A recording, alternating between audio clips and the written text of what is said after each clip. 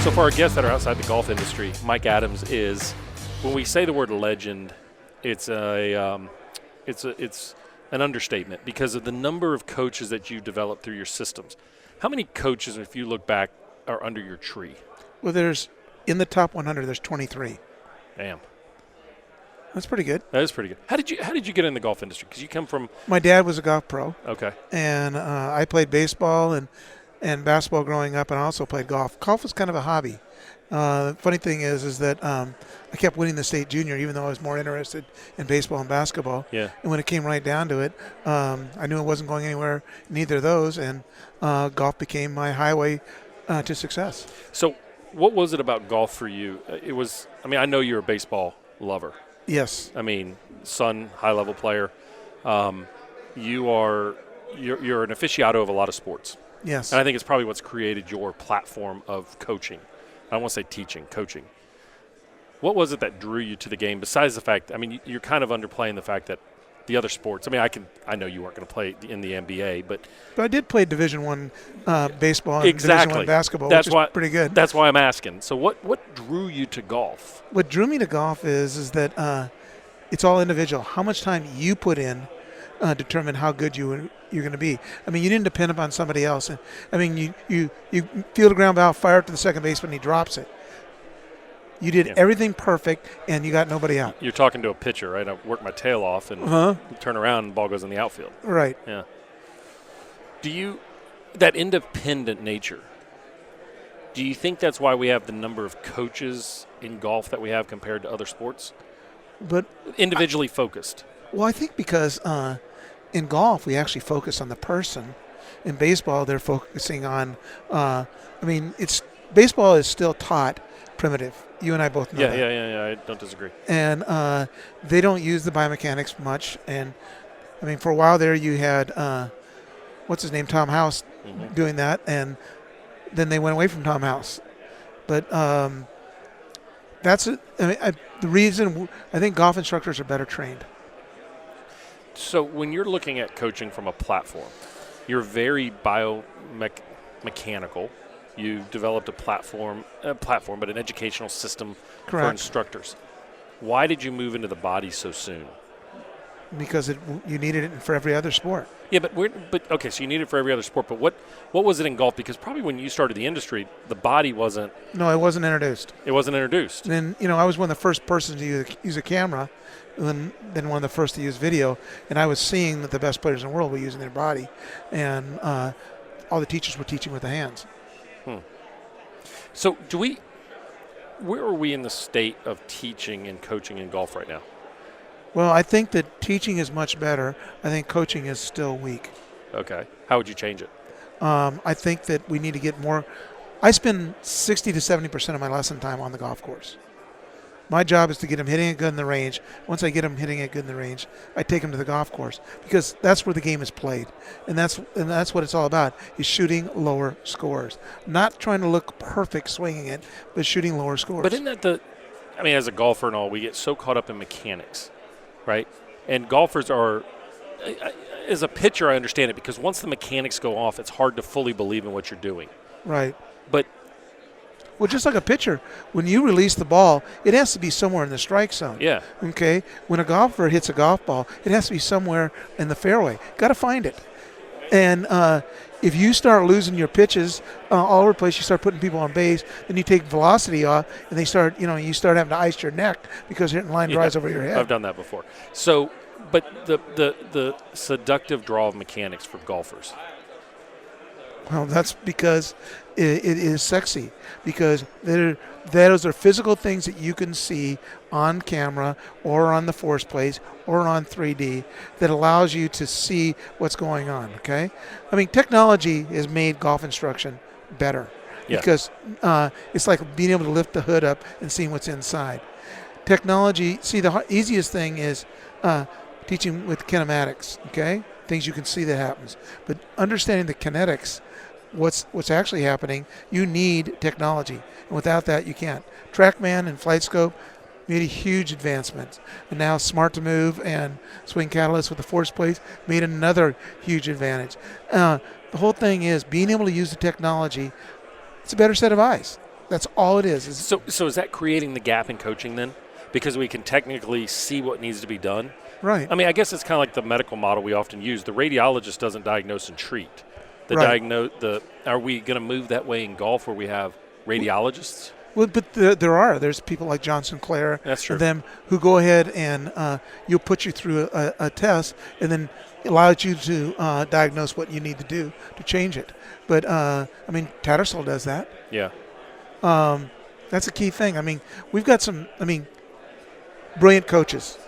Mark Blackburn, who you work with, Terry Rolls, E.A. Tischler, Andrew Park. I mean, guys that are on the cutting edge of technology, but also understand not only the biomechanics, but the playing part of it, how to turn somebody from a good player into a great player. What being around those great players, are there three main characteristics that you see, you go, that guy's got it, or girl, guy or girl, I use that as unisex, of that ability to take all that brilliant information on the range, that addictive aspect. Because I always say golf is the only sport where people pay money to do what other people train to do.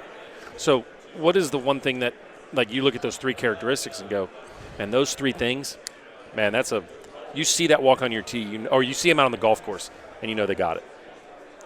Well, first of all, they're prepared when they step on the tee. That's a good point. They have control of what the ball is going to do, and they're able to find it. So the player that walks up and goes, I don't know why I'm here, I can't fix it. That's a tough thing. He's not gonna play well. He's gonna have the weekend off. Yeah. When I played the tour, I was one of the leading money spenders because I got a lot of weekends off. You were MasterCarding it a lot? Yeah. Miscutting. Okay, so number two. The second thing, once they have control of the golf ball and they're prepared, okay, no longer do they think about mechanics. They're out there freewheeling it and managing themselves around the golf course. They're able to adapt to their A, B, or C game and helping them to play their best. And the third thing they do is they all have world-class short games because you're not going to hit it good every day, but you need to get it in the hole. Golf is all about not looking pretty, but shooting low numbers. Yeah, I agree. I tell people all the time that if we could look at golf like a heavyweight fight, where you stand at the end of 18 holes and you raise your hand in a victory, and you're bloodied up and your eyes are swollen, people see that as a negative in golf. Right. Every other sport we say, mentally tough, brilliant, a fighter. Right. And in golf we see that like they failed the aesthetics test. Yeah, but now you look at, Tiger Woods. Yeah. Okay. Which you spend a lot of time with. And I was talking to Tiger the other day, okay? I said, you had a great year. He said, no, I had a good year, but I could have had a great year. He said, I should have won the PGA Championship and I should have won the British Open. He says, but I hadn't knocked the rust off yet. He says, the old Tiger would have slammed the door shut and taken home both trophies. He said, but I kind of had it in cruise control at the end. And I think that's the difference right now is the great players find another gear to close the deal. Okay, so I want to go back to that because Tiger, I'll say it as an outsider, greatest ever. Greatest ever. Okay, mentally phenomenal. Like he had every aspect of it. Universally unmatched. Correct. When he walks out of the U.S. Open or the British or the PGA and the British, and he's pissed because he didn't close it. How upset is he? Do you think? Well, I would say just from knowing him, he's the ultimate competitor. Okay. So where's he directing that anger at or disappointment? Well, it's not disappointment. He's going to make himself work harder to get better because what he does, he's constantly evaluating his weaknesses and turning them into strengths. Where you see a lot of players are out there working on their strengths. They're great ball strikers, so they hit balls all day long. Yeah. They're not out there working in the short game. Last few years, I'm very fortunate because I'm at the Medalist Golf Club. The members that are at the Medalist Golf Course are like Tiger Woods and Greg Norman and Nick Price, and then you have guys like Rory, Ricky, Justin Thomas, Brooks Koepka, Dustin Johnson. We're talking about the elite. We've had the number one player in the world most of the last 20 years has been from there. But what I saw, the reason Dustin Johnson got so good, his weaknesses was his wedge game, and Butch hammered him about working on his wedge game. He sat out there with the TrackMan hitting wedges for 4 and 5 hours. Same thing with Koepka. unbelievable how hard he worked what he was doing. In fact, it's funny because last year I asked Brooks, because he's coming off an injury, and I said, because the Masters is a tournament that he should win. Yeah. It's fit for his game. Yeah, it is. And I said, Brooks, what is your goal this year? And he says, to win the U.S. Open. I said, you won the U.S. Open last year. He says, yeah, but people don't look at it as winning it on a U.S. Open venue. He says, and there is no bigger U.S. Open venue than to go to Shinnecock and win. And then he went out and slammed the door. And then on a U.S. Open venue. Right, the ultimate The US ultimate Open. one, yeah. And then the same thing with the PGA Championship. This guy is a beast. He is a phenomenal athlete. Dustin Johnson is a phenomenal athlete. These guys, no matter what sport they would have chose, they would have been a superstar in. Yeah. And they smash it. They find it. Did they obsess about the little things? Like, I know with my guys, I know what gets them, but those guys, They don't. they don't, huh? They let that things go. It doesn't have to be perfect for them to win. They just, That's ultimate belief, isn't it? oh yeah, because all they have to do is, if they can find it, they can beat everybody else. I mean, what makes Jordan Spieth so good? He's a grinder. Right, but he doesn't. I mean, he is in the hunt every year at the Masters. Even when he's hitting it bad, he's going into the last day with a chance to win. When he won the British Open 2, 3, whatever that was, his discussion on 14, 13, whatever number it was, when he didn't have it, he was just hanging in there until it found it. Like, he wasn't sending out a search party for his game. He was just playing the game. But what he was doing was waiting for a sign. Yes.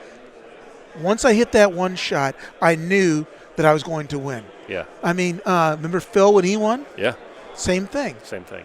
The great players are able to find that sign and turn it onto another gear and make it. They're not worried about what signs are saying about their game. Right. They're looking for their next level gear. Right. Their next level sign to say, now it's time to kick your ass. Right. Yeah.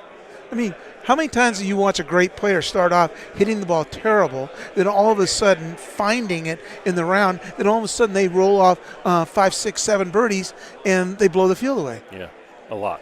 And they didn't have it when they started. So to that point, we've got so many people who are, so many parents that are investing in their kids' games that listen to this podcast, that are in that, and they look at these great athletes and they think what they have to do to get their kid in that position. Okay, here's a big problem. People get out there and they have to be hitting it perfect or swinging it perfect before they feel worthy to shoot a good score. They go on out there without being in the zone, and they go and won't allow themselves to shoot a good score because I'm not hitting it good enough. I'm not scoring. I'm not swinging perfect enough. So they don't allow themselves to play to their potential. What needs to happen is the great players, they don't have to hit it great. They just need to be able to find it and be able to predict what's going to happen. As long as they can repeat it, they can beat everybody. Yeah, even if it's a big push or something like that, they can play with it. We just got done playing at what used to be the Bob Hope, okay? Yeah. Remember Corey Pavin winning that tournament on 18? Yeah. He hit it over the lake and slicing it back in, knowing it was going to come back, and just so he could win it. And then hitting it over the lake, knocking it 15 feet, making the birdie putt to Well, that's winning. Dustin when he won Oakmont. Oh, yeah. He hit that high, hard, I won't call it a cut. Yeah, It was a cut error. It was a push cut. Yeah, it was moving. But it was a smart play because he knew what he had on that day. Right. So Okay, ultimate coach, Butch Harmon. okay, why? Because Butch Harmon he's got magic dust. He's able to sprinkle that magic dust on his players and make them play good. Because he gets them to a point, he prepares them, every single one of them, to play their best golf. Okay, when they're out there, he gives them a shot pattern that they can trust and they know that they can repeat. And when they get in the hunt, he has given them a cue on how they can close the deal. He's the best. He's unbelievable. The ultimate technician, David Ledbetter. David Ledbetter builds phenomenal golf swings. Everybody comes out of there with phenomenal golf swings, and he's able to make them win. But you put a combination of Butch and David, you have the perfect golf coach. Yeah. And, both are super successful. Okay. All right. You come from other sports. Yep. You've trained God knows how many outside the top 100. What is the coaching model for you? Because I get asked all the time. I want to coach. I want to lead. I want to bring the next generation of golf coach up. Okay. You have to be like Mike McGettrick. Yes. Mike, I'm surprised Scott Fawcett's not yelling at us. Mike used to work for me. Hey, Mike. And how you doing? I'm Brett McCabe. Good to see you. Absolutely. Mike's got his girls have won 18 major championships. Yeah. I mean, this is a Hall of Fame quality coach. Absolutely. Been National Teacher of the Year. What he does is he is a phenomenal coach and teacher. You know, I look at other sports. I've been around so many national championships, and I've been a part of national championships. I've been around other great leaderships, successes, and I wonder, like, could we? Okay. Meg Mellon, who Mike taught, her whole career, won a ton of majors, okay? Meg coming out of college didn't hit it good enough to be a great player. But Meg had a belief in herself and had a champion's attitude, and she could grind it out. Mike taught her how to hit it. Once she knew how to hit it, she gave herself permission to win. All right, so let me dig in here then. Is that sitting there pumping somebody up from behind going, you're the best, you're the best? Is that hard coaching? Is that high demands? What is that model that you like? Okay, with the great coaches and great teachers are able to figure out what the missing ingredient is with a player to move him to the next level. If we only work on golf swing and we're failing them. We're failing them. So we have to look at what is missing, okay? Tom Purtzer, one of the greatest ball strikers of all time. Terrible short game. All he worked on was ball striking, okay? Yeah, I know. If he had put the time in on managing his game and short game, this guy would have been one of the all-time great players. Yep. Yeah, I don't disagree. Best ball striking session I've ever seen on a range was Tom Purtzer. Well, he's one of the best. Yeah, one of the best. All right, what does 2019 hold for Mike Adams and his team? Well, right now, Terry Rolls and I are finishing up 2 books. Okay. And once we get those out, pretty much what we've been researching, we've been very fortunate. We've had, Scott Lynn and J.P. Fernandez and Paul Wood and Phil Cheatham and Sasha McKenzie and Mike Duffy research what we've been teaching. Because I don't want it to be my opinion. I want it to be factual. And what they've done is they've gone through it and told us what was correct and what wasn't, and we changed what wasn't, and we've because I don't want it to be my opinion. Okay, so can I ask you that then? Because it's not your opinion. I know where you're going with that. Is all this argument in the teaching world good for the game? No. How do we stop it? Because it's unbelievable. It is. There's too much hate. We need to come together and build people up. My job is the next generation. I don't charge people to come watch me teach. I have 3-4 people watch me teach every single lesson. The reason because I want them to become better teachers. I feel I have to give something back to the industry. I've been fortunate. I mean, I was named National Teacher of the Year, got named to the World Golf Hall of Fame, and ranked number 2 in the world. That's all because of other people. I stand on the shoulders of giants. It's people that came before me that allowed me to move to the next level. And I've had encouragement, and I've got nothing as original as far as thoughts. We get things from other people, and we're able to keep growing the game. Yeah. Interesting. So the reason I said interesting, I was sitting here thinking about you. First time I ever met you, I was speaking at a Aim Point convention at Cassique in South Carolina, and I don't know anybody in the golf industry. I don't know a soul. Missy, my wife, and I talk and laugh all the time. Here we are with my team of 7. Now we're here and doing great stuff. And Missy and I used to walk the halls of this convention and not know a soul. Had to bump into people and say, oh, I'm sorry, and whatever. So I go to that convention, and I'm like, God almighty, there's this dude that just keeps getting up out of his seat to leave the talk. I'm like, I have pissed this guy off royally. And you came up to me immediately after like, that was fantastic. Thanks so much. And you've always been a great influence. And what got me watching you after that, your mind works so fast that I've got to imagine you've had to sharpen your tool as a teacher, because the amount of what I'm saying is you kept getting up because I think you were taking in information, but it was like you'd already gotten it. You were moving on to something else. When you're teaching somebody, I bet it's hard for you to not jump all in on what you see. Originally it was. I got to imagine it was brutal for you. Yeah, and also to dummy down my explanations. Yeah. For the listener, Mike is, and nobody, I'm going to look away when I say this from him, Mike's one of the smartest human beings you'll ever be around. And rumor true about SAT score? 1,600, yeah. Yeah, people don't do that by accident, okay? So my son says he's smarter. Yeah, well, He went to Yale. I was about to say he's doing pretty well for himself right now. So, but your ability to cipher out that information, become a coach, is what's led to your success. Well, I'm blessed with a pretty good mind. I'm blessed with a photographic memory, and I'm blessed with an inquiring mind. I'm always asking questions. I want to understand what's going on. So, 30 years ago, I was doing stuff with Chuck Dillman, who was a biomechanist for the U.S. Olympic team, because I wanted to know what was happening. I didn't want to guess. I wanted to know what was actually happening. Because if you're guessing, you're not helping the student. Are you a reader? I read everything I can get my hands on. What are you reading right now? What's a book that's outside the golf industry that's got your attention? I'll send you a copy of it. Okay. What's a book that every golf coach should read? Yours. Mine, thank you. No, seriously, yours. Well, thank you. And I'll send you an advanced copy of the one I'm writing right now. You'll like it. I love Lennon Pia's last book. Absolutely. We were just talking about Scott Fawcett. Scott Fawcett is huge to making golfers better. Yeah, I agree. And Mark Sweeney, who's one of my best friends and one of your best friends. Mark has made inroads into making people better. It's all about people outside the industry, like yourself, like Scott, like Sweeney, like who are all of a sudden developing things that are making our job easier. Yeah. Well, there's no doubt. I mean, it is interesting. I was sitting around watching yesterday at the PGA Teaching and Coaching Summit the number of outsiders that are in the industry now. Yeah. I mean, I'm one of them. I'm an outsider, right? But all the biomechanists. Yeah. It's amazing. Thank you for everything you've done for me. Well, thank you for everything you've done for me. You helped me make my students better, and that's why I'm constantly calling you up. Say, I got this person who needs to come see you. Well, thank you. And you do, and you know what? You've done a phenomenal job with every single one of them. Well, thank you. Thank you. Thanks for doing this podcast. Thanks. Thanks, boss. Thank you.